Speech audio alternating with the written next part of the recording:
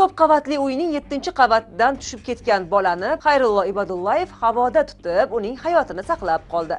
Xonadon tanlashda to'g'ri qavat tanlash juda muhim. Yomon qavatlar yo'q, shunchaki har bir oila o'ziga mosini va qulayini tanlay olishi kerak. Keling, sizga aynan qaysi qavat to'g'ri kelishi mumkinligini 9 qavatli uyimiz misolida tushuntirib beramiz. Agar siz yosh bolalaringiz yoki yosh katta ota-onangiz bilan yashamoqchi bo'lsangiz, pastki qavatlar, ya'ni 1-2 qavatlar juda qulay bo'ladi. Chunki ular xavfsizroq va chiqib tushish uchun ham osonroq bo'ladi. 3-dan 5-gacha bo'lgan qavatlar esa Zolotaya Seredina, ya'ni eng ideal o'rta qavatlar hisoblanadi. Ular juda past ham emas, baland ham emas. Kundalik yashash uchun juda qulay bo'ladi.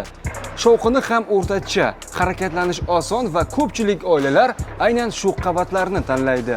7-qavatdan 9-qavatgacha bo'lgan yuqori qavatlar esa sokinlik, keng manzara va kamroq shovqinni afzal ko'ruvchilar uchun ideal variant.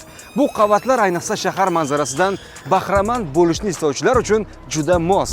Eng muhimi, qavat tanlashda oilangizning hayot tarzi va ehtiyojlarini inobatga olish.